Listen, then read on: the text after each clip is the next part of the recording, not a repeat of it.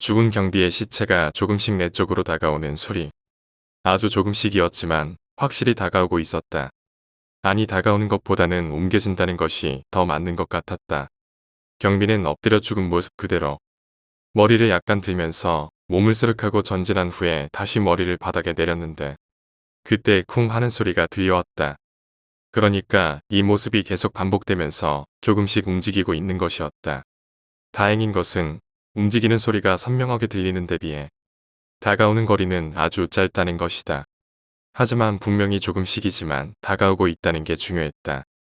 현재 우리는 여기서 나갈 수가 없는 신세니까. 민혁이 정말로 죽은 거야. 그리고 방금 무슨 소리야? 무슨 일 있어? 아직도 눈을 못 뜨고 있는 조장이 말했다. 무슨 일 있어요? 어서 정신 차리세요. 제발. 말이 끝나자 이번에는 윤철의 배에서 나는 소리가 귀에 박혀온다. 아까 전에 종이 찢어지는 소리와는 비교가 안 되는 소리였다. 그야말로 동물의 가죽이 찢어지는 소리가 들려왔다. 아, 이제 조금씩 괜찮아진다. 조금만 기다려보라고. 조장이 약간 들뜬 목소리로 말했다. 이제야 조금 나아지는 모양이다. 그리고 눈 뜨자마자 기절할 수도 있으니까 조심하시고요. 농담 섞인 말투였지만 진담 쪽에 훨씬 가까웠다. 일단 방금 전 민혁이 뿜은 피로 온 사방이 피투성이인 데다가 변기 앞에서는 죽은 경비가 머리를 땅에 박아가며 조금씩 앞으로 오고 있었다. 모두 조장의 눈이 안 보일 때 일어난 일이었다. 하지만 이러니 저러니 해도 가장 무서운 것은 역시 손이었지만 과격한 소리의 앞을 바라본 나는 순간 내 눈을 의심했다. 윤철의 배에서 아까보다 더 심한 소리가 나는가 싶었는데 갑자기 푹 하고 구멍이 하나 뚫려버린 것이다. 그리고 길쭉한 무언가가 올라왔는데 다름 아닌 손가락이었다. 하나의 구멍이 뚫리자 곧 있어 연달아 두 개째, 세 개째도 뚫리기 시작했다. 그리고 역시나 손가락이 나왔다. 엄지와 새끼손가락을 제외한 나머지 손가락들이 윤철의 배를 뚫고 나와 꿈틀거리기 시작했다. 피로 범벅된 바닥에는 경비가 움직이고 죽어있는 윤철의 배에서는 손이 튀어나오고 있었다. 이걸 제정신으로 보고 있는 스스로가 신기했다. 나는 마음이 급해지기 시작했다. 대체 어떻게 하면 여기서 나갈 수 있단 말인가. 나는 초조하게 발만 동동 구르며 실내 이곳저곳을 살펴보기 시작했다. 세면대 위쪽 선반에는 수건들과 각종 세면 용품이 가득했다. 쓸모없었다. 변기 바로 오른편에는 휴지가 반쯤 채워진 휴지통과 변기를 뚫는 압축기가 보인다. 압축기를 보면서 조금 고민했지만 역시 쓸모없다는 판단을 내렸다. 이번엔 고개를 돌려 왼쪽 바닥을 바라보았다. 구석 모퉁이에 욕실용 세제들이 널려 있었다. 천천히 그것들을 살펴보는 중 빨간 작은 통 하나가 눈에 들어온다. 유심히 살펴볼 필요가 있다는 생각이 든다. 조장, 잠깐 옆으로 비켜보세요. 나는 대답도 듣지 않고 조장을 옆으로 밀쳤다. 조장은 이제 약간 실눈 정도는 뜰 수 있었는지 내 쪽으로 고개를 돌렸다.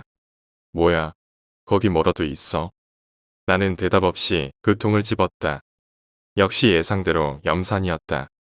급박한 상황에 그나마 쓸모있는 물건을 찾은 것이다. 하지만 여기서 나갈 방법은 여전히 찾을 수가 없었다. 나는 계속해서 주변을 살펴보지만 헛수고였다. 뭐야 이건. 조장이 깜짝 놀라는 소리가 들려왔다. 이제야 눈이 보이기 시작한 모양이다. 심장마비 걸리는 줄 알았네. 여기 왜 이래. 그리고 저건 또 뭐고. 정확히 내 예상대로였다. 온통 피칠갑이 된 공간에 어떤 시체는 움직이고 어떤 시체는 배에서 손이 튀어나오고 그래도 기절은 안 했으니 다행이었다. 이제 좀 눈이 보여요. 설명 길게 못 드릴 것 같아요. 우리 어서 여기를 나가야 합니다. 당신은 구조대원이니까 쓸만한 물건 좀 있나 찾아보세요. 조장이 힘겹게 눈을 껌뻑거리며 나를 바라봤다. 찾아는 보겠는데 내가 맥가이버는 아니니까 그렇게 기대는 말라고. 그런 힘 빠지는 농담을 하다니. 나는 대답은 생략하고 쓰러진 아내 쪽으로 몸을 움직였다. 언제까지고 정신을 잃은 채 둘 수는 없었다. 여보, 자기야. 아내가 눈을 떴을 때 처참한 광경에 또다시 기절할 수 있다는 생각이 들었다. 그래서 나는 아내의 얼굴을 품 안에 꼭 껴안았다. 자기, 일어나. 어서. 김주희. 야, 김주희. 등을 두드리면서 아내의 이름을 불러본다. 아내의 나지막한 신음소리. 조금씩 정신이 들고 있는 모양이었다. 김주희, 일어나. 어서 일어나. 아내의 눈꺼풀이 조금씩 흔들리더니 천천히 위로 올라간다. 나는 아내의 얼굴을 더 꽉 껴안았다. 자기야. 아내는 잠시 신음을 내뱉는가 싶더니 드디어 말을 꺼냈다. 주희야. 주희야. 내 말 잘 들어야 돼. 알았지? 여전히 품 안에 아내의 얼굴을 묻은 채 말했다. 무슨 일이야? 숨 쉬기 힘든데 이것 좀 놓고 말하면 안 될까? 그래 그래. 지금 놓을 거야. 있잖아. 상황이 많이 안 좋거든. 많이 놀랄 수 있으니까 마음의 준비를 좀 하라고. 어쩌면 피로 온몸을 샤워한 내 모습만 보고도 기절할지 모른다. 품 안에서 아내의 숨 고르는 소리가 들려온다. 응, 안 놀랄게. 그러니까 손 놔도 돼 이제. 아내의 말에 나는 잠시 머뭇했지만 서서히 손을 풀기 시작했다. 내 얼굴 봐도 놀라지 않기다. 알았어. 그런데 여기 왜 이렇게 비린내가? 아내는 나와 얼굴이 마주치자 갑자기 하던 말을 중단한다. 적잖게 놀란 표정이었고 입술이 떨리는 게 보였다. 그리고는 자기야, 얼굴이 왜 그래? 어쩌다가 이렇게 다쳤어? 갑자기 아내가 소리치는 바람에 깜짝 놀랐다. 나뿐 아니라 조정도 화들짝 놀란 표정이었다. 어이쿠 목청이 참 크시네요. 여기 생각보다 아늑하니까 걱정 마세요. 조장이 어색하게 웃으며 아내를 위로하지만 여전히 힘 빠지는 농담일 뿐이었다. 나 다친 거 아냐. 지금 길게 설명할 시간이 없어. 그러니까 잘 들어. 하나만 알면 돼. 진지한 나의 모습에 놀랐는지 아내는 얼떨결에 고개를 끄덕거린다. 지금 저 변기 위에 솟은 손이 사태를 이 지경으로 만들었고 우리는 지금 이곳에서 나갈 수가 없어. 무슨 말인지 알겠지? 나름대로 가장 중요한 사실을 간략하고 알기 쉽게 말했다고 생각했지만 아내의 표정은 그게 아니었다. 나는 침을 한번 삼키고 다시 말을 꺼냈다. 그러니까 저 손이 사람을 죽인다고. 여기서 나가야 돼. 아내는 더욱더 아리송한 표정을 짓더니 주위를 둘러보기 시작했다. 그리고 점점 경악에 가득 찬 표정을 짓기 시작한다. 입술이 조금씩 움직이는 걸로 보아 소리를 지를 모양이었다. 역시 고개를 돌리는 족족처참한 광경이니 아내는 그저 소리만 지를 뿐이었다. 계속 소리를 지르는가 싶었는데 이번엔 다리를 휘청하기 시작했다. 저대로 두면 분명히 다시 정신을 잃을 게 뻔했다. 나는 손을 뻗어 아내의 어깨를 강하게 붙잡았다. 주희야, 내 말 들어. 주희야, 지금 내가 또 정신을 잃으면 우리 정말 큰일 나는 거야. 참기 힘들겠지만 조금만 기운내. 네 서방이 옆에 있잖아. 아내의 눈을 똑바로 바라보고 소리를 질렀다. 아내는 정신이 번쩍 든 표정으로 거친 숨을 몰아쉬기 시작한다. 정신이 좀 들어. 우리 지금 힘을 모아야 한다고. 주희야. 아내는 여전히 거친 숨이었지만 조금씩 호흡을 가다듬고 있었다. 나 지금 꿈 꾸는 거 아니지? 아내가 여전히 떨리는 입술을 간신히 움직이며 말했다. 꿈일 거야. 꿈이라고 생각하자 주희야. 그리고 마음을 편하게 먹어. 아내는 말없이 고개를 끄덕였다. 불안한 모습이었지만 적어도 정신을 잃지는 않을 것 같아 보였다. 나는 한쪽 팔로 아내의 어깨를 감싼 후 조장을 바라보았다. 조장은 바닥에서 세제통들을 살피고 있었다. 뭐 좀 쓸만한 게 있나요? 조장은 락스통 하나를 손에 들고 이리저리 돌려본다. 그리고 고개를 갸웃하면서 말을 꺼낸다. 이런 걸로는 안 되겠는데. 이 집은 오일 같은 거 안 쓰나? 오일이요? 기름 말씀하시는 거예요? 화장실에 그런 게 있을 리가. 베이비 오일이라면 있어요. 그것도 괜찮나요? 내 말이 채 끝나기 전에 아내가 입을 열었다. 아직 몸을 떨고 있었지만 아까보다는 진정이 조금 든 것 같았다. 조장은 잠시 고민하는 표정을 짓고 곧 대답을 했다. 괜찮겠네요. 베이비 오일도. 어디 있나요? 자기야 잠깐만 손 좀 놔줘. 아내가 내게 말했다. 나는 아내의 어깨에서 손을 내렸다. 아내는 조금 비틀거리면서 문 오른편 구석으로 다가갔다. 그곳에는 샴푸나 린스 등이 놓여 있었다. 아내는 쪼그려 앉아 이리저리 통들을 헤치더니 푸른색으로 투명한 얇은 통을 하나 꺼내 들었다. 안에는 투명한 액체가 반쯤 차 있었다. 자, 봐봐. 그리고 나 이제 괜찮으니까 조금 상황을 설명해 주면 안 돼? 아내가 내게 오일통을 건네며 말했다. 나는 그 오일통을 받아 조장에게 전해주며 아내에게 말을 꺼냈다. 그러니까 일단 변기에서 손이 나왔는데 내가. 하지만 나는 더 이상 말을 이을 수가 없었다. 왜 말을 하다가 말아? 자기야. 나는 대답할 수 없었다.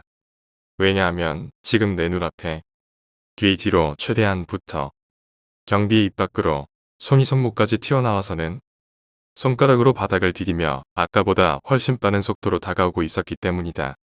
날카로운 비명소리. 안 그래도 쇠약해진 아내에게 눈앞에 펼쳐지는 광경은 정말 가혹한 모양이었다. 사람의 입안에서 손이 튀어나오다니 대체 무슨 일이란 말인가. 변기에 있는 손과는 달랐다. 이번 손은 그 긴 손가락을 이용해 이동하는 게 가능한 모양이었다. 타자를 두드리는 것 같은 소리가 난다. 경비의 아래턱은 거의 가슴팍까지 내려와 있었고 양 입꼬리가 어금니까지 보일 정도로 찢어져 있었다. 손은 허연 손목을 드러낸 채 경비의 시신을 끌고 우리에게로 다가오고 있었다. 대체 저게 뭐야? 저건 반칙이잖아. 조장이 문으로 뒷걸음질 치며 소리쳤다.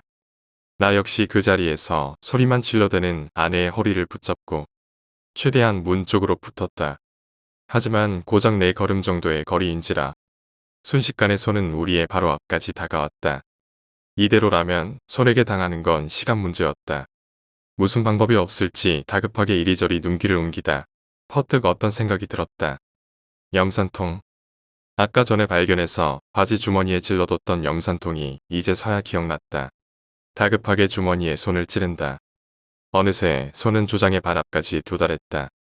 그런데 주머니에 꽉 낀 염산통이 도통 빠지질 않는다. 조장, 나한테 무기가 있으니까 어떻게든 시간 좀 끌어주세요. 조장은 오만상을 찌푸린 채 대답 없이 발만 이리저리 움직이고 있었다. 손은 조장의 발을 잡으려는 듯 움직임에 맞춰 조금씩 타이밍을 재고 있는 듯 했다. 아, 잡혔어. 잡혔다고.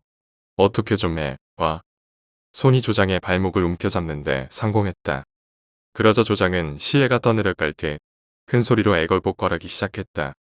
그러나 아직 염산통은 주머니에서 반도 안 나온 상태였다. 마음이 급해지니 더 안 빠지는 것 같았다. 더군다나 한 손으로는 아내를 붙잡고 있었기 때문에 더 힘들었다. 놓으라고. 개새끼야. 조장은 잡히지 않은 발로 손을 밟기 시작했다. 하지만 손은 꿈쩍도 하지 않고 오히려 조장의 발을 당겨 넘어뜨리는데 성공했다. 얼마나 악력이 강했는지 조장의 발목에 벌써 핏방울이 맺히기 시작했다. 조금만 참아요. 거의 다 뺐어. 손은 조장의 발목을 꽉 잡은 채 손가락만 하나씩 천천히 위로 올려 전진하기 시작했다. 어떻게든 일어나려 발버둥 치는 조장이지만 손의 악력에 경비의 무게까지 더해져 도저히 몸을 일으킬 수 없는 모양이었다. 그 순간 염산통이 드디어 주머니에서 빠졌다. 나는 다급하게 뚜껑을 돌리기 시작했다. 겉면에 그려진 해골마크가 유난히 눈에 들어온다. 조장, 잘 들어요. 지금 염산을 부을 거예요. 이게 최선의 방법이니까 참아주세요, 알았죠? 뭐든 해 어서. 아, 그건 안 돼. 사람 다리에 염산이라니. 손이 조장의 발목을 타고 있었으므로 염산을 부으면 조장의 다리까지 큰 상처를 입을 게 뻔했다. 하지만 지금으로선 마땅한 대안이 없었다. 주춤하는 사이에 손은 이미 조장의 정강이를 넘어 무릎으로 막 검지를 올리기 시작했다. 조장, 손이 더 올라가면 이제 붓고 싶어도 부을 수가 없어요. 어서. 이런 지랄. 염경. 님이. 구호라고. 드디어 조장의 동의가 떨어졌다. 나는 재빨리 뚜껑을 열고 지독한 냄새와 하얀 연기를 내뿜는 염산통을 조장의 다리 위로 가져갔다. 붓습니다. 이 약 물어요. 조장의 비명소리가 울려 퍼진다. 그리고 살이 타들어가는 소리와 함께 손과 조장의 다리에서 기포가 나기 시작한다. 손 또한 데미지가 상당했는지 그 상태에서 부르르 떨기 시작했다. 살점들이 점점 녹아내리며 허연 뼈를 드러내고 있었다. 손은 심각한 타격에도 불구하고 웅겨진 조장의 발목을 놓지 않고 있었다. 염산을 계속 붓는 수밖에 없었다. 조장의 비명소리가 더욱 처절해졌지만 어쩔 수 없었다. 통의 반 정도를 부었다고 느끼는 순간 손이 드디어 조장의 발목을 놓았다. 다시 바닥으로 돌아온 손은 부글부글한 기포에 둘러싸여 고통스러운 몸부림을 치고 있었다. 손 밑에 있는 경비의 얼굴까지 염살의 영향을 받았는지 얼굴 곳곳이 녹아내려 알아볼 수 없는 형체를 띠고 있었다. 콜록, 콜록, 콜록. 옆에 있는 아내는 지독한 염산 냄새에 괴로워하며 양손으로 얼굴을 부여잡고 계속해서 기침을 하고 있었다. 나 역시도 속이 메스껍고 정신이 어질했다. 그리고 당사자인 조장은 어떻게 됐나? 땀을 그야말로 비 오듯이 흘리고 있었다. 일단 시간은 조금 번 것 같은데. 콜록콜록. 응. 좀 어떠세요? 헉, 헉. 오른쪽 다리에 감각이 없어. 상태 좀 봐주지 않겠나?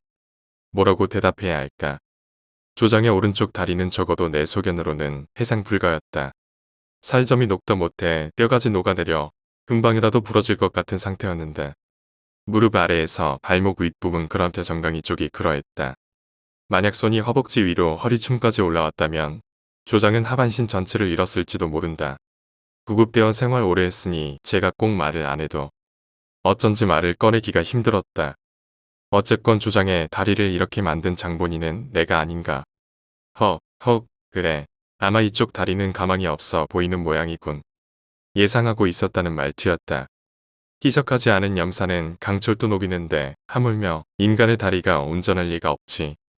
조장은 힘겹게 숨을 골랐지만 고통스러운 표정이 역력했다. 그건 손도 마찬가지여서 지금 이때를 놓쳐서는 안 될 것 같았다. 조장, 아직 손이 당신 바로 앞에 있어요. 괴롭겠지만 한 번만 더 참아주세요. 조장은 눈을 꼭 감은 채 아무 말 없이 고개만 끄덕였다. 나는 이번이 마지막이란 생각으로 고통에 몸부림치는 손에 최후의 일격을 가하기 시작했다. 사정없이 바닥을 디디는 손. 저 손을 컴퓨터 자판 위에 두면 어떨까 하는 우습지도 않은 상상이 머리에 떠오른다. 거친 몸부림 아니 손부림 끝에 손이 쓰러졌다. 하지만 기뻐할 새가 없었다. 이번엔 윤철의 배를 뚫고 나온 손이 서서히 바닥을 향하기 시작했기 때문이었다. 조장, 정신 차려요. 조장. 눈을 감은 채 고통 속에서 헤어나오지 못하는 조장을 다급하게 부른다. 나 조금만 쉬면 안 되겠나. 너무 괴로운데. 조장. 아까 그 베이비 오일 어디에 쓰려고 했던 거예요? 예. 조장은 힘겨운 표정이 역력했지만 억지로 입을 떼기 시작했다. 불을 붙일 수 있어. 그걸 문 손잡이 쪽에. 길지 않은 말이지만 충분히 알아들을 수 있었다. 베이비 오일도 기름이기 때문에 가연성이 있는 모양이었다. 단순히 화장품의 종류라고 생각했던 난 그런 발상에까진 도달할 수는 없었다. 하지만 문제는 불이었다. 아까 전 조장과 민혁의 대화를 미뤄보아 이들에겐 분명히 없을 테고 나는 아내를 바라봤다. 아직도 얼굴을 부여잡은 채 쪼그려 앉아 괴롭게 숨을 쉬고 있었다. 자기야, 혹시 라이터 있어? 없어. 있을 리가 없지. 나는 다시 조장을 부르는 수밖에 없었다. 조장, 불을 도저히 찾을 수가 없어요. 정신 차려보세요. 조장에겐 너무나 가혹한 시간이 분명했다. 불, 호영이한테 있을 거야. 조장의 말을 들은 나는 순간 멍한 표정을 지어야 했다. 호영이라 함은 변기에 있는 손과 윤철의 배에서 나온 손. 그 사이로 엎드린 채 죽어있지 않은가. 설마 저길 뚫고 가야 한다는 건 아니겠지. 조장, 민혁 대원과 호영 대원을 혼동한 거 아니에요? 하지만 내 기대를 무참히 무너뜨리며 조장은 고개를 좌우로 흔들었다. 오전에 불을 빌렸거든. 아까 전설에게 당한 뒷머리가 갑자기 욱신거려온다. 하지만 선택의 여지는 없었다. 다리를 크게 다친 조장은 금방이라도 숨이 넘어갈 것 같았고 독한 염산 냄새는 안 해도 나도 점점 쇠약하게 만들고 있었다. 거기다 윤철의 배에서 나온 손이 바닥을 디디며 서서히 이쪽으로 다가올 채비를 하고 있었다. 나는 잠시 호영의 몸을 쳐다봤다. 참혹하게 찌그러진 얼굴에서 시작해 피로 물든 그의 전시를 천천히 훑었다. 찾았다. 혼잣말이 튀어나온다. 호영의 바지 주머니 위에 라이터만 한 크기로 볼록 튀어나온 부분이 보인 것이다. 나는 손에 든 염산통을 흔들어 보았다. 남은 양이 반의 반도 채 안 되는 것 같았다. 하지만 어떻게든 저 라이터를 가져와야 한다. 어금니를 한번 꽉 깨물어 본다. 윤철의 배에서 나온 손이 움직이기 시작했다. 그리고 나도 앞을 향해 움직였다. 왜 갑자기 그렇게 사람을 쳐다보면서 웃고 그러냐? 뭐 좋은 일 있어? 일을 마치고 모처럼 일찍 귀가를 했는데 마중 나온 아내가 연신 싱글벙글이다. 오늘 무슨 일 있었게? 도무지 이해할 수가 없었다. 매일 술 먹고 늦게 들어온다며? 어젯밤에 단단히 삐져서는 오늘 아침부터 한마디도 안 하나였다. 심지어 아침밥과 국을 냉장고에 넣어놓는 심술을 부리기도 했다. 아마 며칠은 고생하겠거니 했던 터인데 나 오늘 병원 갔다 왔어. 뭐? 어디 아프? 무의식적으로 아내의 건강을 염려하려는데 갑자기 뭔가가 떠오른다. 너 혹시 임신? 말을 마치자 아내가 달려들어 내 목을 껴안는다. 순간 형용할 수 없는 기분이 전신을 휘감는다. 한 달 정도 된 것 같아. 오늘 갑자기 속이 이상해서 혹시나 하는 마음으로 가본 근데 지금 아내의 모습에서 아침까지의 살벌함은 전혀 찾을 수가 없었다. 아빠가 된다는 것. 어떤 기분인지 정말 궁금했었는데 뭐랄까 이런 기분은 처음이었다. 기쁜 것 같기도 하고 조금은 두려운 것 같기도 하고 그리고 낯설기도 한 이 기분. 하지만 나쁘지 않았다. 아내의 모습이 유난히 아름다워 보인다. 자기야 아침엔 미안했어 사랑해. 모처럼 일찍 퇴근했더니 이런 행복이 찾아오는구나. 다시는 술 때문에 늦게 퇴근하지 말아야지. 나는 다짐하고 또 다짐한다. 오늘 밤에 우리 연애할 때 분위기 좀 내볼까? 어서 들어오기나 하셔. 참, 자기 좋아하는 김치찌개 끓여놨어. 행복하다. 아니, 행복했다. 비록 일주일 만에 약속을 어겼지만 그래도 윤철의 배에서 나온 손이 발밑까지 다가왔다. 그리고 내 발목을 잡기 위해 타이밍을 재기 시작했다. 아까 조장에게 했던 것처럼 좌우로 손이 움직일 때마다 뱃속으로 시뻘건 내장들이 보여 무척이나 역겨웠다. 대체 저 내장들 사이에서 어떤 식으로 손이 나온 걸까? 타닥 나는 천천히 염산통을 손 바로 위까지 올렸다. 얼마 남지 않았기 때문에 신중해야 했다. 적당한 타이밍을 잡았다고 판단. 염산을 부었다. 하지만 손은 엄지 부위만 타격을 입었을 뿐 빠른 움직임으로 피해를 최소화했다. 들이부은 양에 비해 터무니없는 선거였다. 나는 다시 진지한 자세로 손에 염산을 붓기 위해 몰입하기 시작했다. 하지만 두 번째, 세 번째 나의 공격에도 손은 약간의 피해만 입은 채 잘도 피해버린다. 염산의 양은 점점 줄어가고 손은 여전히 좌우로 움직이며 나의 행동을 종용하고 있었다. 그런데 생각해보니 손과 이렇게 대치할 필요가 없었다. 나는 호영의 바지춤에서 라이터만 가져오면 되는 것이다. 염산통을 흔들어 보니 많아봐야 3번 정도 공격할 양뿐이었다. 촤아. 나는 염산통을 비스듬히 들고 염산이 앞으로 뻗어나가게끔 뿌렸다. 피해는 적지만 반경을 넓혀 피하기 어렵게 만들려는 목적이었다. 예상대로 손은 방금 전보다 큰 동작으로 움직이기 시작했다. 염산에 맞은 부분에서 치익하는 소리가 들려온다. 손에 딜레이가 생긴 이때가 기회였다. 나는 재빨리 호영에게로 다가가 바지 주머니에 손을 집어넣었다. 조그마한 플라스틱에 감촉이 전해져 온다. 자, 이제 여기서 빠져나갈 수 있다. 바로 그때 변기에 있던 손이 호영의 바지 주머니에서 막 빼내던 나의 왼손목을 잡았다. 거리가 안 닿을 줄 알았는데 어깨 쪽지까지 튀어나와서는 기어코 나를 붙잡은 것이다. 예상하지 못한 습격이라 깜짝 놀라서 그런지 가슴이 벌렁벌렁 뛰기 시작했다. 엄청난 힘이 손목에 전해져 온다. 나도 모르게 튀어나오는 비명. 머리를 붙잡힌 것과는 또 다른 아픔이 내 몸에 엄습한다. 손은 호영의 주머니에서 내 왼손을 빼내 조금씩 변기 쪽으로 끌어당기기 시작했다. 나는 손에 쥔 라이터를 놓치지 않기 위해 온 신경을 쏟아부었다. 손목이 떨어져 나갈 듯 아파온다. 이 무시무시한 힘에는 그 어떤 물리적 저항도 통하지 않을 것 같았다. 격통에 휩싸여 정신을 차릴 수가 없었지만 나는 오른손에 쥔 염산통을 손에 겨누는 걸 잊지 않았다. 그리고 정확히 손의 손목 부분에 염산을 붓는데 성공했다. 잡혀있는 내 왼손에도 염산이 튀면서 강한 고통을 유발했다. 염산이 닿은 자리가 기포를 내며 녹아내린다. 살이 녹아내리는 아픔을 무엇으로 표현할 수 있을까? 손이 통째로 타오르는 느낌이었다. 약간 튄 정도로 이런데 조장은 오죽했을까? 손 또한 큰 데미지로 인해 움직임을 멈추고 있었다. 하지만 부여잡은 손은 여전히 놓지 않고 있었다. 악력이 아까보단 약해졌지만 여전히 빠져나가긴 힘들었다. 염사는 이제 한 번 정도 부릴 양밖에 안 남았다. 내 마지막 보루. 그러나 손이 내 손을 다시 당기기 시작한다. 어쩔 수 없다. 한 번 더 아까와 같은 부위에 염산을 붓는데 성공했다. 그러자 손은 아까보다 더 격렬하게 부르르 떨더니 급기야 손목에서 풀어지고 말았다. 나는 재빨리 손을 빼내고 몸을 일으켜 세웠다. 손의 손목 부위가 녹아내려 뼈를 드러내고 있었고 나 역시 염살의 영향으로 왼손 군데군데에 살같이 벗겨지고 녹아내렸다. 익어 보일 정도는 아니었지만 감각이 거의 없어 일정 시간 동안 사용하는데 무리가 있을 것 같았다. 하지만 손에 쥔 라이터만은 절대 놓치지 않았다. 이제 문 쪽으로 가는 내 걸음만 남았다. 그런데 배에서 나온 손이 어느새 자리를 잡고 내 앞을 지키고 있었다. 이젠 염산도 없었다. 어떻게 저 손을 피해 앞으로 갈 수 있을까?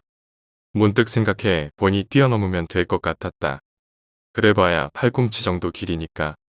나는 심호흡을 한번 하고 그 자리에서 박차 올랐다. 적어도 손이 나를 붙잡을 수 없을 만큼.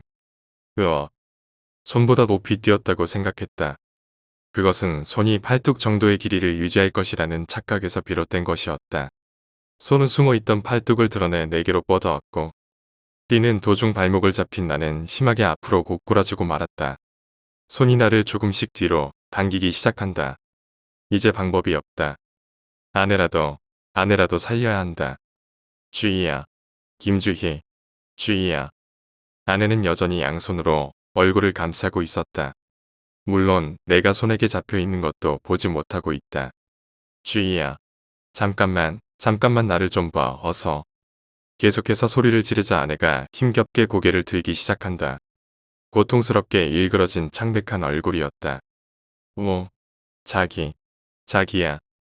아내가 내 모습을 발견하더니 소리를 지르기 시작했다. 주희야. 이거 받아. 나는 손에 쥐고 있던 라이터를 아내에게로 던졌다. 문 밑에 베이비 오일 보이지? 문에다 몽땅 뿌리고 불을 붙여. 그러면 자기는 어떡하고? 손이 점점 나를 변기 쪽으로 끌고 간다. 내 힘으로 이를 저지하긴 불가항력이었다. 나는 한마디라도 더 하기 위해 온 힘을 다해 아내에게 외쳤다. 너라도 여길 나가. 넌 홀몸이 아니잖아. 어서 해. 조금만 더 있으면. 바닥으로 부었던 염산이 내 몸에 닿았다. 마치 고열로 담근 쇳덩이가 살점에 닿는 느낌이다. 어서 불을 붙여. 어서. 아내는 손으로 입을 감싸고 어쩔 줄 모르는 표정만 짓고 있다. 어떡해. 저기요. 좀 도와주세요, 네. 아내가 정신을 잃은 조장을 흔들어 깨우기 시작했다. 그러다가 조장에 녹아내린 다리를 보고 깜짝 놀라 손을 뗀다. 무슨 일이요? 라이터는 구했어. 조장이 정신을 찾았다. 몹시 괴로운 표정이었지만 그나마 아까보다는 안정된 듯했다. 아내는 조장의 말이 끝나자마자 황급히 내가 던진 라이터를 줍는다. 여기요. 라이터 여기요. 뭘 하고 있어. 그럼 어서 문에 불을 붙여야지. 그렇지만 지금 제 남편이 붙잡혔다고요. 어떻게 좀 해줘요. 지금 조장이 무슨 일을 할 수 있겠는가. 나는 어느새 변기 앞까지 끌려왔고 손은 나의 다리를 위로 쭉 올리기 시작했다. 그리고 변기에 있던 손이 나의 나머지 발을 붙잡는다. 나는 양쪽 발을 모두 손들에게 붙잡힌 상태로 하체 한 분 끼워진 상태가 되어버렸다. 그리고 조금씩 다리가 양옆으로 벌어지는 느낌이 든다. 이대로 날 찢어 죽이려는 것일까? 저길 봐요. 손들이 남편 가랑이를 찢으려고 하잖아요. 이봐요. 아내의 간곡한 외침이 들려왔다. 당신이라도 살아야 할 거 아니요. 시간이 없어. 어서 불을 붙여요. 아내라도 살아야 한다. 점점 정신이 아득해져 간다. 나 이제부터 진짜 술 안 먹을 거야. 맨날 일찍 들어올게. 내가 그 말을 어떻게 믿니? 감히 서방 말을 못 믿어. 걔가 똥을 참지. 자기가 술을 어떻게 참니? 정말이야. 두고 보라고. 멋진 아빠가 될 테니까. 시끄러운 알람 소리. 뭐야 벌써 8시야. 자도 자고 싶은 게 잠이다. 그런데 아주 기가 막힌 꿈을 꾼 것 같은데 뭐였더라. 자기야 일어났어? 아침 차렸으니까 어서 나와. 방 바깥으로 아내의 소리가 들려온다. 나는 침대 난간에 멍하니 걸터앉아 있었다. 뭔가 끔찍한 일을 당한 것 같기도 하고 아무리 생각해도 방금 전 꿈이 떠오르지 않는다. 평소 같으면 에라 모르겠다 하면서 잊어버릴 텐데 이상하게 집착이 생겼다. 계속 골똘히 생각에 잠겨봤지만 화장실 말고는 떠오르는 게 없었다. 야, 밥 먹으라고, 밥. 아내의 소리가 거칠어졌다. 결국 나는 찝찝한 마음을 지우지 못한 채 자리에서 일어나야 했다. 식탁 앞에 앉아 밥을 먹으면서도 계속 머릿속에는 화장실만 떠올랐다. 자기야. 혹시 우리 화장실에 무슨 일 있어? 도저히 참을 수 없어 아내에게 넌지시 말을 건넸다. 화장실. 무슨? 그러니까 뭐 변기가 막혔다거나 뭐 구더기가 번식한다거나 같은. 막 입안에 음식을 넣고 있던 아내가 인상을 확 구기기 시작했다. 아, 밥 먹는데 왜 그딴 얘기를 하니? 아니, 그게 아니고 꿈이 조금 이상해서. 아내의 대답에 머쓱해진 나는 이후로 조용히 식사에만 집중할 수밖에 없었다. 아내보다 먼저 식사를 마치고 용변을 보기 위해 화장실로 몸을 움직였다. 그리고 막 물손잡이를 돌리려는데 갑자기 번쩍하고 무언가 머리를 스치고 지나간다. 손. 나도 모르게 내뱉는 탄식. 뭐? 갑자기 문 앞에서 무슨 소리야? 그릇을 치우던 아내가 아리송한 표정으로 나를 쳐다본다. 손 말이야. 변기에 손이 있었잖아. 꿈 꿨다는 게 그거야? 애도 아니고 뭐 그런 꿈을 꾸냐. 어서 씻기나 해 늦겠어. 대수롭지 않게 받아치는 아내. 하지만 난 모든 게 떠올랐다. 변기에서 나와 사람을 죽이던 손. 그리고 죽은 사람의 몸에서는 또 다른 손이 나오기도 했다.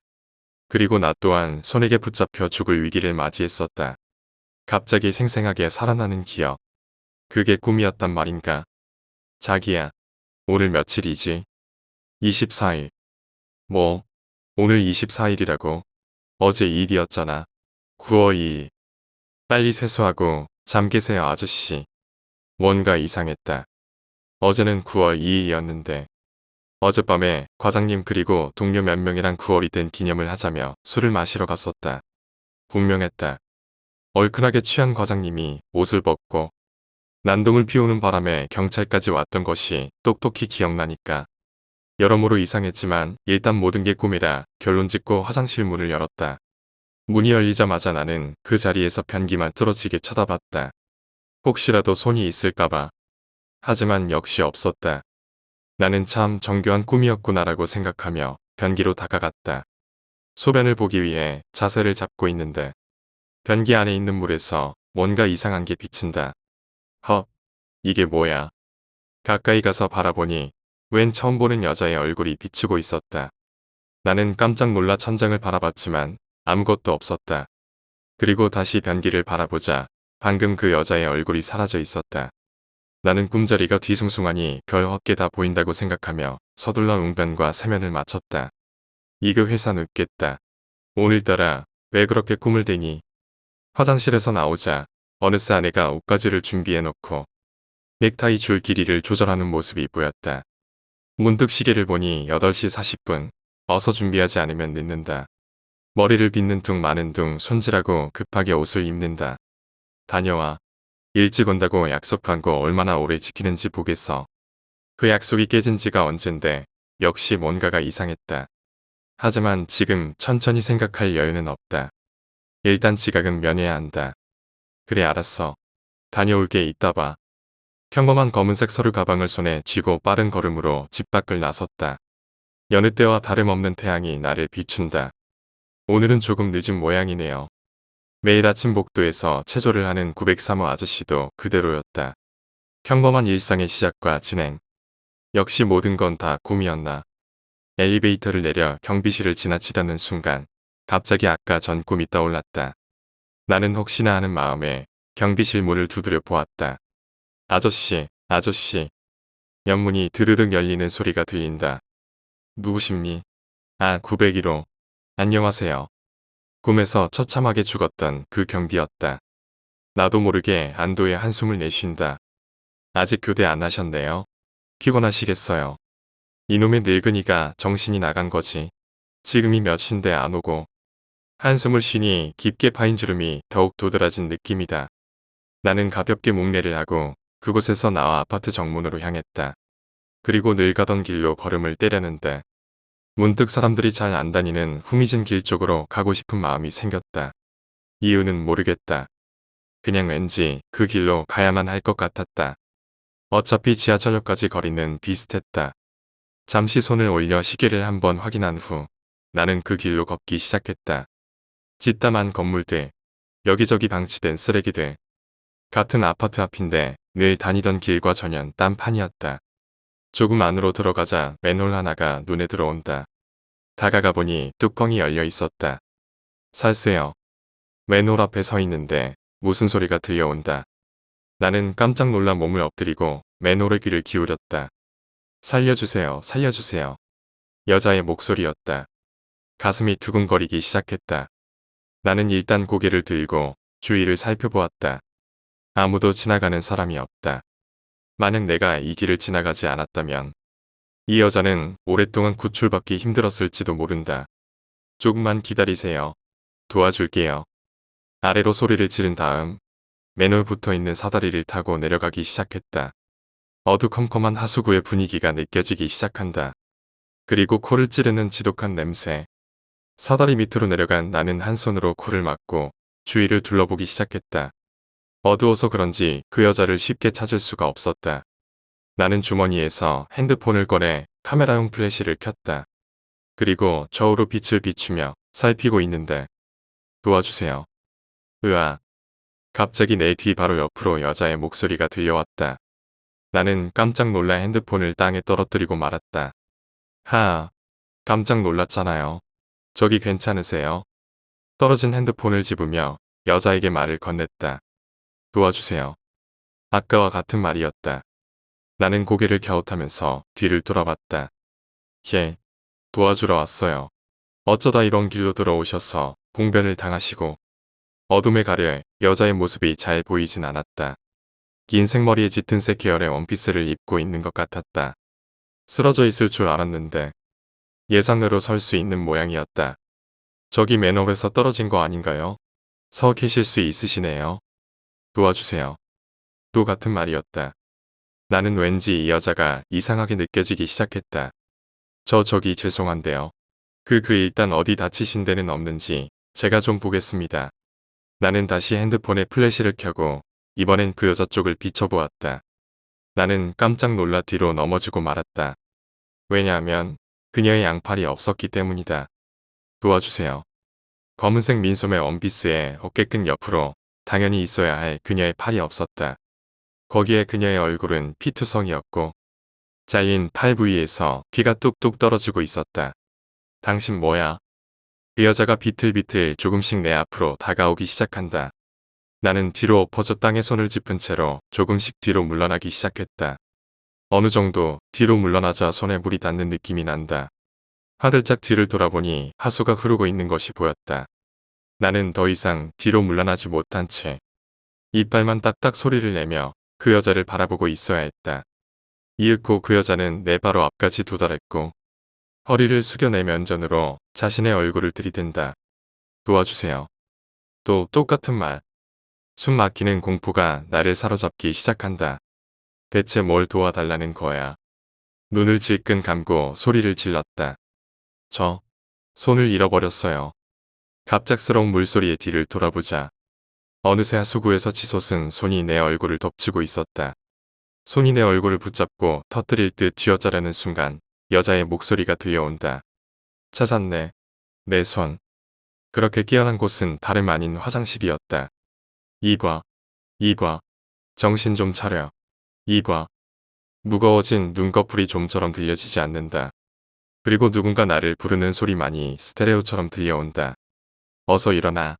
나가야 한다고. 우리. 머리 마치 뜨겁다. 마치 뜨거운 난력불이 머리를 쬐고 있는 것 같은 느낌이다. 그리고 누군가 소리칠 때마다 느껴지는 뜨거움의 정도도 점점 커진다. 이봐 일어나라고. 다시 한번 그 사람의 목소리가 귀에 박히는 순간 머리에 불이 붙은 느낌이 들어 깜짝 놀라 상체를 벌떡 일으킨다. 머리 곳곳에서 화끈한 열기가 느껴졌다. 뒤를 돌아보니 화장실 문이 불에 타고 있는 게 보였다. 마치 장작을 태우는 것처럼 타닥타닥 소리가 들려왔다. 정신 차려 이 사람아. 시간 없어. 이젠 누가 그렇게 시끄럽게 소리를 쳤는지 알 수 있었다. 아 조장. 꿈이었구나. 꿈. 말을 마친 나는 황급하게 얼굴을 더듬어 본다. 눈, 코, 입술, 그리고 뺨까지. 손가락에 붉은 피는 묻어 나왔지만 얼굴이 찌그러지거나 하진 않은 것 같았다. 손이 내 얼굴을 쥐어짤 듯 붙잡았던 건 아무래도 꿈인 모양이었다. 하지만 생각할수록 끔찍한 일이었다. 시커먼 하수구에서 손이 튀어나오고 얼굴을 붙잡혀 죽음을 당하다니. 그리고 도와달라는 말만 반복했던 그 팔없는 여자는 대체 뭐였을까? 무슨 꿈을 꾼진 몰라도 일어났으면 마누라도 어서 깨우라고. 난 다리 때문에 거기까진 못 가. 말이 끝나기 무섭게 정신이 번쩍 든다. 손들에게 양다리를 붙잡힌 채 찢어져 죽기 직전이었던 것도 떠올랐다. 아마 정신을 잃었던 것도 그때였을 것이다. 생각이 정리되자 가랑이 사이에 통증이 느껴지기 시작한다. 큰 아픔은 아니었지만 욱신욱신 거슬리는 통증이었다. 그때 아내에게 너만이라도 살라고 외치며 라이터를 던졌던 내 모습이 떠올랐다. 내 아내. 아내는 어디에 있나요? 나는 조장에게 왈칵 소리를 질렀다. 갑작스러움에 깜짝 놀랐는지 조장은 잠시 동안 눈만 껌뻑거린다. 아이고 깜짝이야. 아내라면 오른쪽에 있잖아. 조장의 말이 끝나는 동시에 황급히 고개를 돌린다. 오른쪽 벽 구석에 등을 기대고 앉은 채 눈을 감고 있는 아내가 보였다. 몸, 이곳저곳에 시커먼 그을음이 보였고 무릎과 팔꿈치 등에 가벼운 타박상도 보였다. 그리고 오른손에는 시커멓게 탄 장갑을 끼고 있었다. 하지만 가장 눈에 띄는 건 뭐니 해도 발목에 찍혀있는 손자국이었다. 주희야. 김주희. 벌떡 일어났지만 온몸에 찌릿하는 통증과 함께 이내 자리로 주저앉고 만다. 조장, 제 아내한테 무슨 일 있었어요? 조장은 잠시 나를 바라보다 말없이 눈짓으로 변기 쪽을 가리킨다. 변기 주위에도 불이 붙어 있었다. 그리고 변기 오른쪽 바닥에는 시커멓게 탄 손이 흰 연기를 뿜으며 아무렇게나 놓여 있었다. 아마도 윤철의 배에서 나왔던 손인 것 같다. 그리고 변기 안쪽으로는 제법 불기운이 있어서 그런지 최초로 발견한 손은 보이지 않았다. 보에 뽀뽀라도 해주라고. 당신 마누라 작품이니까 허허. 멍하니 변기 쪽을 쳐다보고 있는 내게 조장이 말했다. 나는 잠시 동안 아내와 변기 쪽을 번갈아 쳐다보기를 반복했다. 저기 아내가 저를 구한 건가요? 당연하지. 그럼 내가 구했을까? 웃으면서 얘기하지만 맞는 말이었다. 한쪽 다리가 녹아내려 서지도 못하는 조장이 나를 구할 리는 만무했다. 자기 몸 가누기도 힘들어 보였던 아내가 나를 위해 저 지옥 같은 변기 앞으로 뛰어든 게 확실했다. 안구에 조금씩 습기가 서리는 것 같아 나는 다급히 눈을 비볐다. 사실 나는 말렸어. 고작 손 하나 때문에 우리 애들이 셋이나 죽었는데 하물며 둘이나 되는 손을 어떻게 상대할 수 있겠냐고 말이지. 조장은 그 말을 하고 잠시 그때 생각이 났는지 침을 한번 꿀꺽 삼켰다.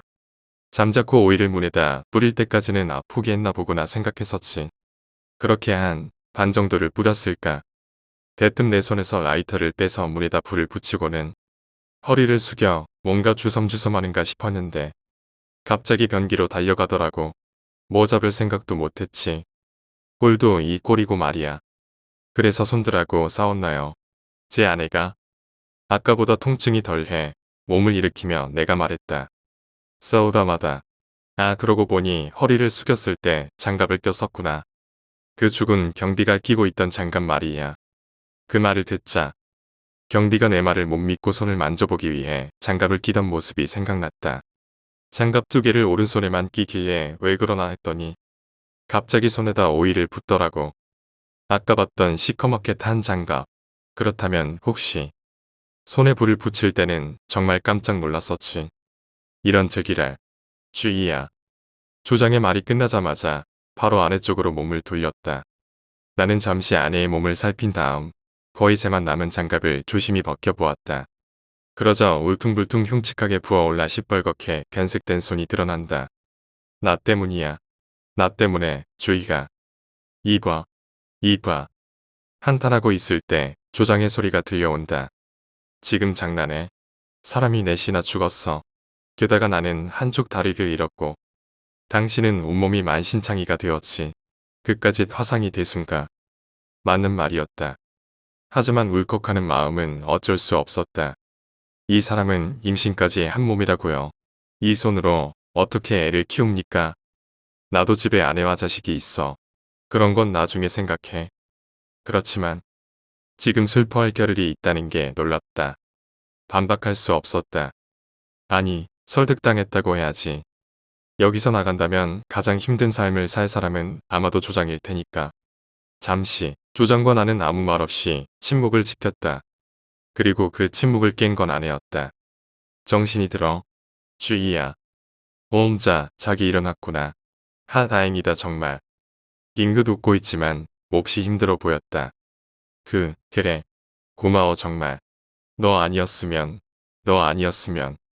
쪽팔리게 울음이 나오려는 것 같아 침을 여러 번 삼키며 억지로 참아냈다. 하지만 아내가 눈치챘는지 망가진 오른손을 들어 내 얼굴을 쓰다듬는다. 나가자 우리. 아내의 짧은 한마디.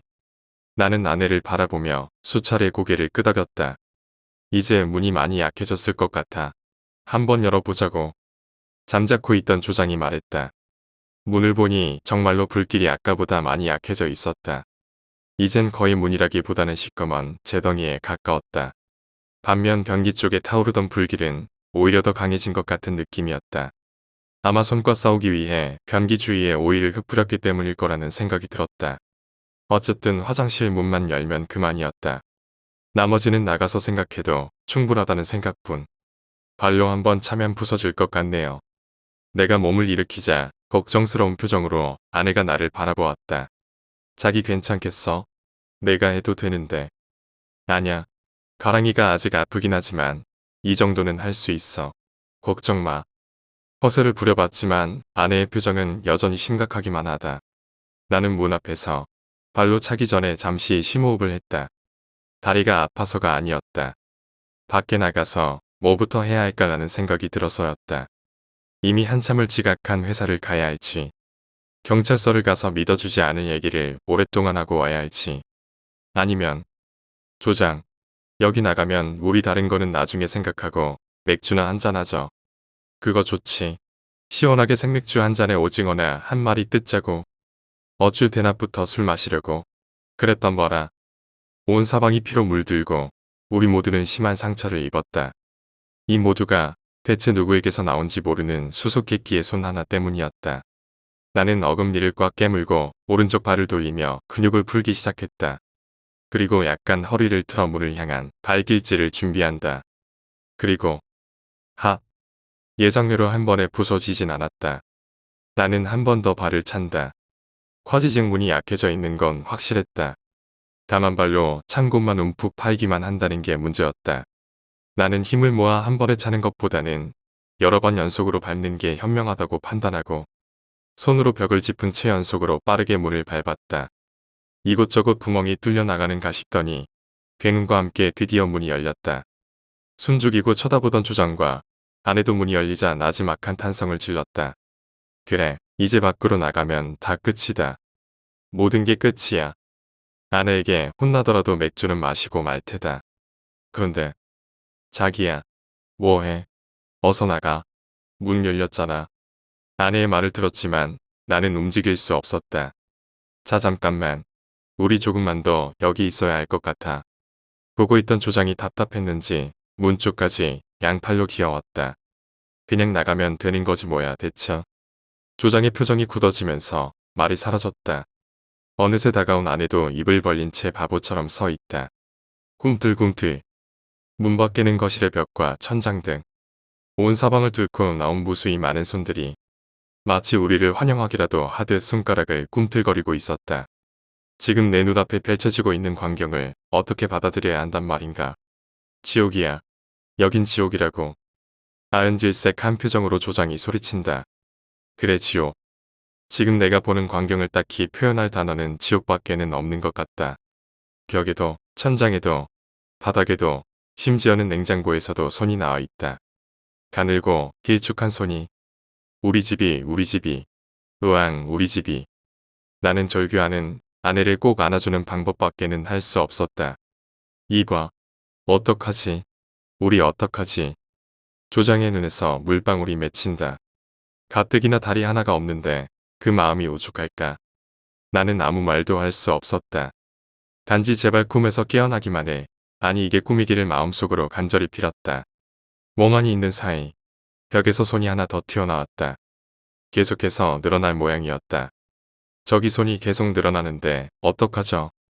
내가 말했지만 아무에게도 대답을 듣지 못했다. 모두 그저 자신의 공포를 표현하기에 바빴기 때문이었다. 나라도 냉정해질 필요가 있었다.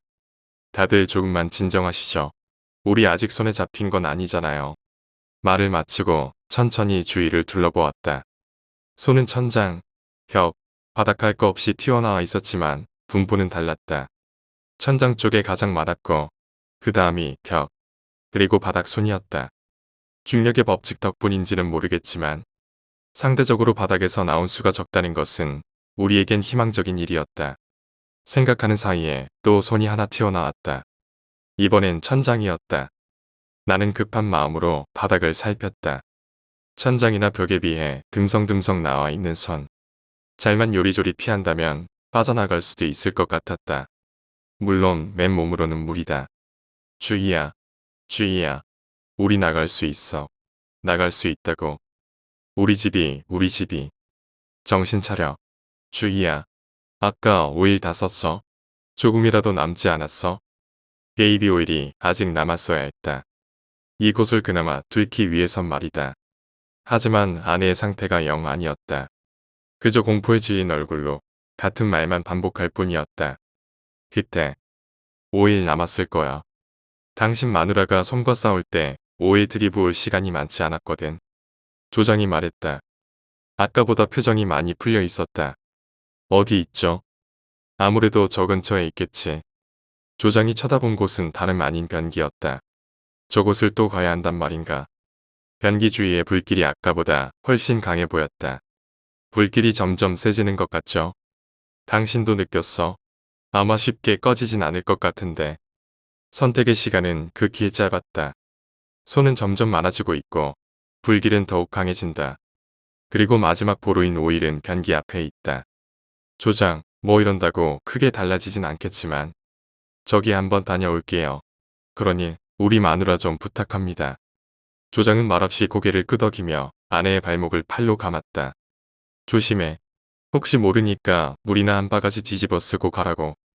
그 말과 동시에 화장실 오른쪽 벽면에 달려있는 샤워기를 쳐다보았다. 혹시라도 불을 끌 수 있지 않을까 하는 마음에 냉큼 달려가 샤워기를 붙잡았다. 하지만 물을 틀어본 순간 실망감을 감출 수가 없었다. 물줄기가 너무 약했던 것이다. 이걸로 불을 끄려면 천만년은 걸릴 것 같았다. 나는 어쩔 수 없이 그 약한 물줄기를 몸 이곳저곳에 뿌리기 시작했다. 발밑으로 핏물들이 잔뜩 흘러내려간다. 시원하네. 머리부터 발끝까지 최대한 물을 적신 나는 변기 앞을 바라보았다. 행여라도 오일통이 불에 타버렸으면 큰일이다. 이봐. 거기 시커먼 손 밑에 그거 아닌가? 조장의 목소리가 들려와 재빨리 고개를 돌리자 시커멓게 탄 손 밑으로 허연 물체가 하나 보였다. 나는 그 즉시 뛰기 시작했다. 불길이 닿는다. 물에 젖어 있는 걸 감안해도 무척이나 뜨겁다. 왼팔로 얼굴을 감싸고 고개를 밑으로 내렸다. 시커먼 손이 보인다. 그리고 그 밑으로 오일통이 보인다. 다급하게 오른손으로 손을 잡아 옆으로 치우고 오일통을 집으려는데 제기를 뭐야? 움직여. 다 타버린 줄만 알았던 손에서 움직임이 느껴진 것이다. 하지만 염려와는 달리 그 움직임은 매우 미미했다. 간신히 손가락을 들었다 놨다 하는 정도. 나는 안도의 한숨을 쉬며 오일통을 집었다. 그리고 황급히 몸을 돌려 문 쪽으로 나가려는데 자, 이 소리는. 깜짝 놀라 뒤를 보자 시뻘건 손이 눈앞을 가득 채우고 있었다. 비명을 지르며 재빨리 고개를 숙였다. 그러자 손이 뒷머리를 스치는 느낌이 든다. 최초의 손. 변기에 있던 손이 분명했다. 어서 몸을 던져. 조장의 소리가 들려온다. 온 힘을 다해 앞으로 몸을 던졌다. 새끼 발가락 쪽에 통증이 느껴진다. 아무래도 손에게 붙잡힌 모양이다. 다행히 불길에서는 벗어났지만 발에서 큰 통증이 느껴졌다. 앉은 채로 발을 살펴보자 역시나 새끼 발가락에 살점이 뜯어져 나간 게 보였다. 어쨌든 오일통은 가져왔다. 여기저기 검은 그을음이 보였지만 오일이 새거나 하진 않았다. 손 밑에 깔려서 그나마 불길에 보호를 받은 것 같았다. 남은 양은 3분의 1가량, 많지 않았지만 이 정도도 감지덕지였다. 조장, 라이터는 어디 있죠? 가장 중요한 것이 또 있었다. 설마 또 변기라고 하진 않겠지? 글쎄, 라이터는 자네 마누라가 계속 가지고 있었으니 아마 변. 조장의 말에 점점 물상이 되어 가더죠. 나한테 있어 라이터. 아내의 말이 들려왔다. 여전히 하얗게 질린 얼굴이었지만 조금은 안정을 찾은 모양이었다. 라이터 가지고 있다고? 응. 주머니에 있어. 잠깐만. 아내는 손을 부르르 떨면서 바지 주머니를 뒤적뒤적 찾기 시작했다. 자, 라이터 자기야. 응. 우리 살 수 있는 거지? 살 수 있어. 나만 믿으라고. 라이터를 건 내주는 아내의 눈이 몹시 애처롭다. 주희야. 응. 나 여기서 나가면. 응. 정말 술 안 마실게. 훗 아내가 살짝 미소 지었다. 그것으로 족하다. 이번엔 조장을 쳐다보았다. 조장 일단 제가 부축을 할 테니 팔 좀 줄래요? 조장은 나를 쳐다보며 빙그레 미소를 지었다. 그리고는 고개를 젓는다. 조장, 시간이 없어요. 손은 지금도 계속 나오고 있단 말이에요. 내 걱정 말고 둘이라도 어서 가. 예. 나는 조장의 말을 듣고 깜짝 놀랐다. 아까까지만 해도 제일 살기 위해 몸부림치던 사람이 조장 아닌가. 이 다리로 적을 뚫는다는 것 자체가 말이 안 돼. 손에 잡혀 죽을 바에는 여기 있는 게 나아. 맞는 말이었다. 조장을 부축한 채 이곳을 뚫는 것은 어쩌면 무리일지도 몰랐다. 하지만 그를 두고 간다는 것은 너무 잔혹한 일이었다. 어서 가. 계속 머뭇거리면 업어달라고 할 걸세. 응. 맥주. 여기서 나가면 시원한 생맥주 먹기로 했잖아요. 응, 그랬지. 나 혼자 먹으라는 거예요. 내가 꼭 죽을 것처럼 말하네. 밖에 나가면 경찰이든 뭐든 좋으니까 나 구하러 꼭 돌아오라고. 꼭. 여기 있으면 손으로부터는 안전할지 모르지만 불길이 점점 다가오고 있다는 것을 생각해야 했다. 조정도 그것을 알고 있을 것이다. 어서 가. 당신들이 어서 가야 나도 사형률이 높아질 거 아냐. 조정이 소리친다. 제 길을 알았다고요. 돌아왔을 때 죽어 있으면 평생 저주할 겁니다. 이번엔 바닥에서 손이 튀어나왔다. 시간이 없었다. 나는 마지막으로 고개를 돌려 조장을 바라보았다. 그는 나를 향해 윙크를 한 번 하더니 화장실 안쪽으로 몸을 움직이기 시작했다. 조장이 시야에서 점점 사라지고 나는 고개를 돌려 아내를 바라보았다. 걸을 수 있지? 이제 우리 둘뿐이야. 아내는 사뭇 장엄한 표정으로 말없이 고개를 끄덕인다. 그리고 한 걸음. 지옥 같았던 화장실에서 빠져나와 우리는 또 다른 지옥으로의 한 걸음을 떼기 시작한다. 화장실에서 현관까지는 불과 10걸음 정도면 닿는 거리였다. 하지만 벽에 있는 손이 문제였다. 초단거리로 가려면 벽에 붙어야 되는데 그러다간 손에게 잡힐 게 뻔했다. 결국 손의 사정 범위를 최대한 계산해서라도 안쪽으로 빙 뚫어 나가는 수밖에 없는데 그러면 거리는 2배 이상으로 늘어나게 된다. 더군다나 천장에 있는 손도 무시할 수 없었다. 내 말 잘 들어. 허리를 최대한 굽히고 걸어야 해. 길이를 숨기고 있을지도 몰라. 단언할 수는 없지만 배제할 수도 없는 노릇이었다. 간과의 대가는 화장실에서 톡톡히 당한 바 있으니까 말이다. 나는 계속 말을 이었다. 그리고 최대한 벽에서 떨어져서 걸어야 해. 빙 돈다고 생각하면서. 내 말에 아내는 굳은 표정으로 고개를 끄덕인다. 그래. 꼭 여길 빠져나가자. 말은 쉽게 했지만 무작정 갈 수는 없는 노릇이었다. 바닥에 있는 손의 개수가 상대적으로 적은 것뿐이지. 그 자체로만 보면 결코 적은 수가 아니었기 때문이다. 대체적으로 싱크대의 아랫부분과 그 바로 앞에 있는 식탁, 그리고 싱크대 오른쪽 끝에 위치한 냉장고 주변의 손 분포가 높았다. 주희야, 잘 들어. 저 식탁, 싱크대, 냉장고 밑에 손이 제일 많거든. 저곳들만 잘 피하면 될 것 같아. 듬성듬성 솟아있는 데다가 특정 공간에 밀집되어 있기 때문에 잘만 피해가면 소수의 손만 상대하면 될 것 같았다. 하지만 역시 손의 길이가 어느 정도까지 늘어날 수 있을 것인가가 관건이었다. 식탁과 냉장고, 싱크대에서 최대한 거리를 두고 뒤집어진 3의 형태로 방을 걷는다면 현관까지는 약 20에서 25걸음 정도. 여러 가지 돌발 상황을 가정해도 30걸음 안에는 이곳을 나갈 수 있다는 말이다. 나는 침을 한번 꿀꺽 삼키고 아내를 쳐다보았다. 아내는 심각한 표정으로 앞을 보고 있었다. 살며시 아내의 어깨 위로 손을 얹는다. 일단 뜨거운 맛 좀 보여줘야겠지. 이상적인 루트라면 우리와 마주칠 손의 수는 숨겨진 길이를 감안해도 5개 정도였다. 저 손들에 약하게나마 불을 붙여놓으면 편하지 않을까 하는 생각이 들었다. 오일 뚜껑을 열고 통을 한번 흔들어 본다. 그리고 바닥을 향해 팔을 휘두르려는 순간. 잠깐만. 방에 내 손을 붙잡았다. 시선은 여전히 앞을 향한 채로였다. 응? 왜? 뿌린 다음에 불은 어떻게 붙이려고? 그거야 라이터로. 나는 말끝을 흐릴 수밖에 없었다. 라이터로 불을 붙인다.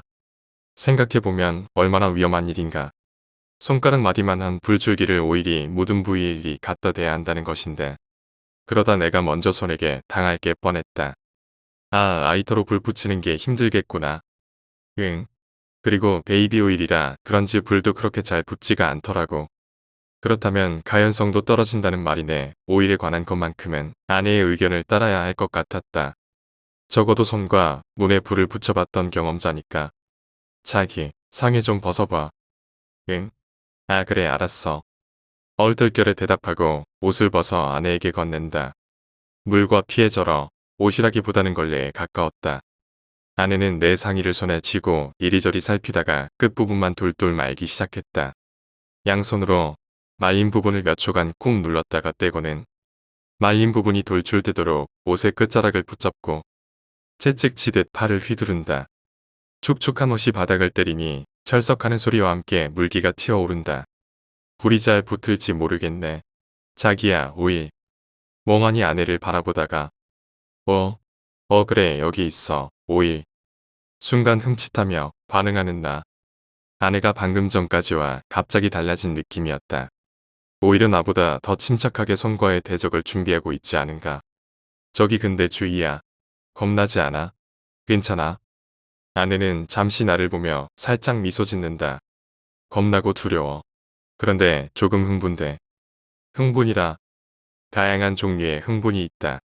화남, 기쁨, 슬픔, 즐거움. 지금 아내가 말하는 흥분은 어떤 종류의 흥분을 말하는 걸까? 아내는 말을 마치고 뚜껑이 열린 오일통을 옷으로 가져갔다. 그리고 집중하는 눈빛으로 최대한 가느다란 줄기를 만들며 동그랗게 말린 부분을 적시기 시작했다. 흥분된다는 게 무슨 말이야? 아내는 말없이 옷을 적시는 데만 집중하고 있다. 괜찮은 거지? 아까 전에 손한테 잡히면서 무슨 일 없던 거지? 아내의 발목에 찍혀있던 손자국이 떠올랐다. 그리고 민혁이 당한 의문의 폭발도 떠올랐다. 그냥 그런 거 있잖아. 묘한 기대감이라고 할까? 우리 결혼하고 많이 싸웠는데 이렇게나마 서로의 소중함도 느끼고 말이야. 나도 손에게 수차례나 당했지만 아직까지 별 이상은 없었다. 괜한 생각이었을까? 하지만 여전히 불안한 마음이 없어지진 않았다. 자기야 여기 불 좀 붙여줘. 아내가 오일로 적신 둥근 부분을 나에게 들이댄다. 그래 잠깐만. 화르륵 불이 붙는 텀이 약간 있었지만 명색이 오일답게 이내 커다란 불덩이가 생겼다. 주희야. 위험하니까 그거 이제 나한테 줘. 아내는 대답 없이 옷의 끝자락을 부여잡고 빙빙 돌리기 시작했다. 위험해. 자기야. 오일 뿌려. 아내가 오일을 꺼내며 소리쳤다. 나는 잠시 멈칫했지만 서둘러 오일을 돌려받았다. 그리고는 비스듬히 기울여 최대한 곳곳에 닿을 수 있게 뿌렸다. 오일이 닿을 때마다 손들이 마치 살아있는 생선처럼 꿈틀거린다. 나는 그렇게 남은 양의 반 정도를 뿌렸다. 이 정도면 됐겠지. 주희야 그거 나한테 줘. 어서. 내 뒤로 물러서. 아내는 짧은 외침과 함께 내 상의로 만든 불채찍을 바닥에 휘두르기 시작한다. 철썩, 허르르. 방 곳곳 뿌려진 오일마다 차례로 불이 붙기 시작한다. 물기가 없어서 그런지 아까보다 불이 더 잘 붙네. 아내가 계속 팔을 휘두르며 말했다. 불은 손들에게 생각 이상으로 효과적인 모양이었다. 제대로 불이 붙은 손 몇몇은 엄청난 속도로 부르르 떨면서 그 고통스러움을 표현하고 있었다. 염산보다 훨씬 효과가 있는 것 같았다. 자기야 오일을 조금만 더 뿌려봐. 잘하면 이것만으로도 몰살시킬 수 있겠어. 아내의 목소리에 말 그대로의 흥분이 느껴졌다. 그래 알았어. 조금 더 뿌리자. 정신없이 팔을 휘두르는 아내의 얼굴을 슬쩍 쳐다보았다. 입꼬리가 약간 틀려있는 게 보인다. 난 아내가 말한 흥분의 정체를 조금 알 수 있을 것 같았다. 좋아요. 이번에는 우리가 가야 할 루트를 중심으로 오일을 뿌렸다. 자기야, 거긴 별로 없잖아. 벽이나 천장 쪽으로 뿌리라고. 응? 무슨 소리야? 지금 여기 있는 손 전체를 다 상대하겠다는 거야? 내가 아까 말했잖아. 이것만으로도 몰살시킬 수 있겠다고. 어서 뿌려. 불 꺼지겠다. 아내의 이마에서 땀이 송글송글 맺히기 시작했다. 내가 바란 것은 탈출로에 확 보였다. 그런데 아내는 온 사방에 채찍질을 하고 있었다. 더 멀리까지 닿게 하기 위해 점점 앞으로 걸음을 떼고 있었는데 손들이 아내의 발을 노리고 움직이기 시작했다. 이대로 가다간 집은 불바다가 되고 아내까지 붙잡힐 지경이었다. 나는 다급하게 아내의 허리를 붙잡았다. 그만둬. 지금 집 전체를 태워버릴 셈이야. 우리도 못 나간다고 그럼. 아내는 들은 척도 안 하고 계속 팔을 움직였다. 그만. 이제 충분해. 삐두르는 아내의 팔을 움켜잡았다. 가냘픈 팔에 애처로운 힘줄이 느껴진다. 주희야. 내 말 들어. 이 손 놔. 나는 다급하게 아내의 손에서 옷을 빼앗았다. 그리고 바닥에 던진 채 맨발인 것도 있고 옷을 밟기 시작했다. 발바닥이 불에 타들어가는 느낌. 하지만 나는 꺼질 때까지 밟고 또 밟았다. 하아. 아내의 격해진 숨소리가 들려온다. 나는 아내의 허리를 팔로 감은 상태로 잠시 주위를 둘러보았다. 사방으로 붙은 불이 점점 집안 전체로 번지고 있었다. 이러다간 손 때문이 아니라 불 때문에 죽을 판국이었다. 하지만 불에 대어 화상을 입더라도 나갈 기회는 지금뿐이었다. 다행히 적어도 우리가 상대할 손들에는 모두 불이 붙어 있었다. 주희야. 지금이야. 어서 가자. 주희야. 안 들려? 갑자기 이상한 기분에 사로잡힌다. 나는 황급히 고개를 돌려 아내를 쳐다보았다. 그리고 한순간 할 말을 잊고 만다. 왜냐하면 아내의 얼굴이 퉁퉁 부어 있었기 때문이다. 한순간 눈앞이 캄캄해졌다. 주희야. 정신 차려. 주희야. 아내는 퉁퉁 부은 얼굴로 멍하니 앞을 바라보고 있었다. 나는 그런 아내를 붙잡고 계속 흔드는 수밖에 없었다. 정신 차려. 제발. 순간 아내의 눈이 살짝 떨려온다. 나 잠깐 정신이 없었나 봐. 아내의 정신이 돌아온 것 같았다. 괜찮아. 이리 와. 등에 엎여. 나는 아내를 향해 등을 보이며 죽으려 앉았다. 아니야. 나를 업고 여길 어떻게 나가려고 그래. 내가 조금 어떻게 됐었나 봐. 괜찮아. 아내가 잠깐씩 멍한 표정을 지으면서 얘기를 마쳤다. 더 이상 머뭇거릴 시간은 없었다. 불은 삽시간에 번지고 있었고 이미 손 이상으로 무서워진 상태였다. 어서 가자. 내 손 잡아. 아내의 손을 잡고 심호흡을 한번 한 다음 허리를 굽히고 뛰기 시작했다. 거실 한가운데 그러니까 현관까지는 반 정도 남은 거리에서 손에게 발목을 잡히고 말았다. 주희야. 밟아. 나는 남은 한 발로 아내는 두 발로 내 발목을 잡은 손을 밟기 시작했다. 이미 새카맣게 타올라지는 힘부터가 영 아니었다. 하지만 힘을 잃어도 역시 손은 손, 있는 힘을 다해 몇 번이나 밟았는데 이제야 손가락이 조금씩 들리는 정도였다. 그리고 이 시간에도 불은 점점 번지고 있었다. 제기랄라. 죽어. 18. 그렇게 한참을 밟자 순간적으로 발목을 잡은 손이 파악하고 펴졌다. 붙잡힌 발목 언저리가 욱신거려온다. 하지만 뛰어야 했다. 났어. 뛰어.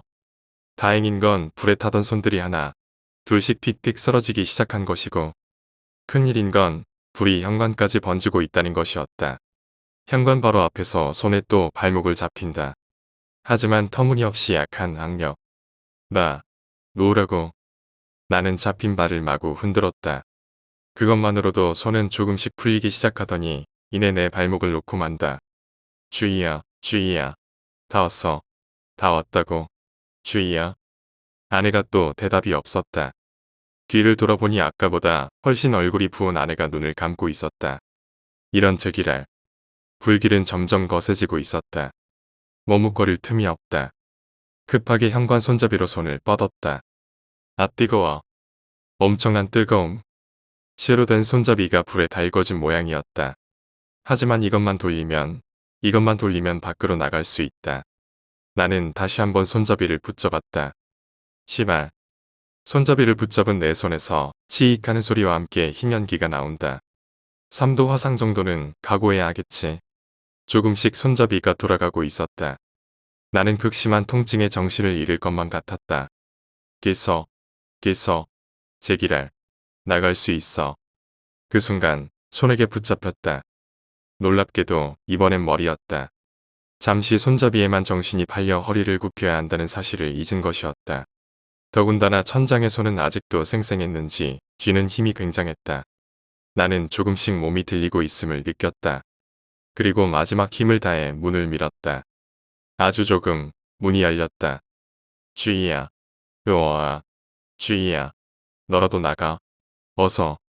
하지만 아내는 움직이지 않았다. 퉁퉁 부은 얼굴 멍하니 서 있을 뿐이었다.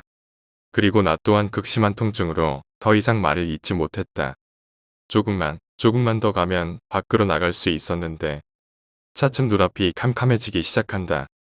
그리고 화럴거리는 불소리만 귀에 박히기 시작한다. 허르륵.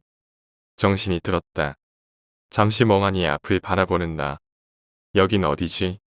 뚜뚜 일정한 기계음. 마치 심박을 재고 있는 것 같은데. 고개를 왼쪽으로 돌리니 역시 심박기가 있었다. 나는 다시 고개를 돌려 내 몸을 살펴보았다. 익숙한 하얀 옷. 그리고 오른손에는 붕대가 칭칭 감겨 있었다. 병원인가? 갑자기 온몸이 아파온다. 극심한 통증이었다. 다급하게 누군가 튀어오는 소리가 들린다. 아, 정신이 좀 드셔. 아, 김간호사 진통제 가져와. 흰 가운을 입은 단발머리의 여의사였다. 진통제를 받고는 내 팔에 주사를 놓는다. 순간적인 따가움. 하지만 온몸을 지배하던 통증은 조금씩 사라지고 있었다. 내가 어떻게 된 거요? 차트를 넘기던 의사가 고개를 갸웃거리고 있었다. 이상하단 말이야. 화상만 입어야 정상인데. 의사가 혼잣말로 중얼거렸다. 차트에서 뭔가 이상함을 느낀 모양이었다. 이봐요. 대답 좀 해줘요. 환자분 거의 하루 종일 누워 계셨어요. 오전에 병원에 오셨는데. 보세요. 지금 컴컴하죠? 아니. 그런데 어떻게 내가 병원에. 구사일생이었죠. 조금만 늦었으면 두 분 다 화재로 돌아가실 뻔하셨어요. 소방대원들한테 감사할 일이죠. 두 분이란 것은. 제 아내는 어떻게 됐죠? 걱정 마세요. 아내는 무사하니까요. 무사하다고요? 얼굴은 괜찮습니까? 퉁퉁 붓지 않았어요? 의사는 대수롭지 않다는 표정이었다. 예, 심각한 건 아니었어요. 부기도 많이 빠졌답니다. 나도 모르게 안도의 한숨이 나온다. 의사는 나를 향해 살짝 미소 짓고는 몸을 돌려 간호사를 바라본다. 저분 상태가 많이 안 좋은 편이니까 잠시 여기 있으면서 체크 계속해줘. 예, 그럴게요. 저 그럼 나가볼게요. 필요한 일 있으면 간호사한테 말씀하시고요. 의사가 문을 열고 나갔다. 살짝 고개를 들어 주위를 살펴보았다. 나 말고도 여러 환자들이 더 있었는데 하나같이 붕대를 칭칭 감고 있었다. 큰일 날 뻔하셨어요. 아내분 홀몸도 아니시던데. 잠시 멍하니 주위를 살피다가 간호사의 말에 고개를 돌린다. 배기에 천사답게 환한 미소가 눈에 띄었다. 저 여기가 몇 호실인가요? 여기는 527호예요.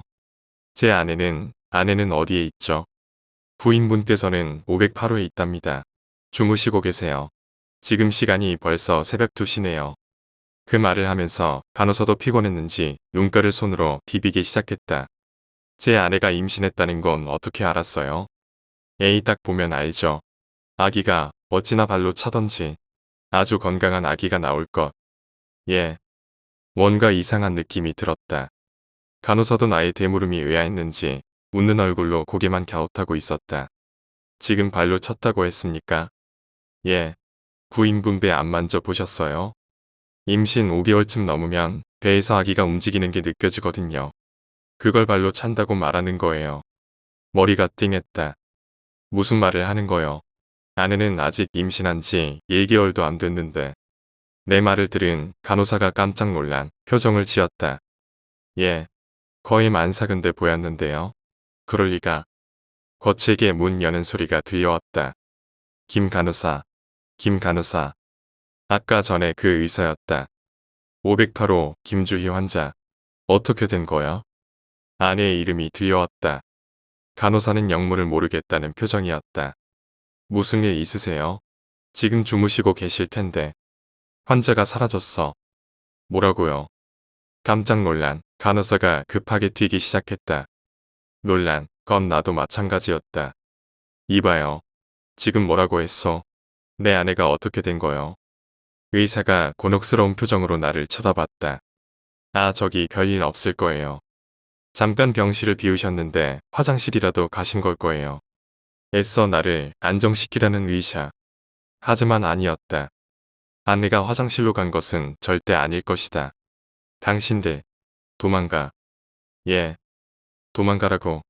아니, 어서 경찰에 신고해. 의사가 당황스러운 표정을 지었다. 저 죄송합니다. 아내분은 저희가 반드시 찾도록 할 테니까요. 걱정 마시고 누워 계세요. 그게 아니야. 어서 도망가라고. 손이야 손이 나온 거라고.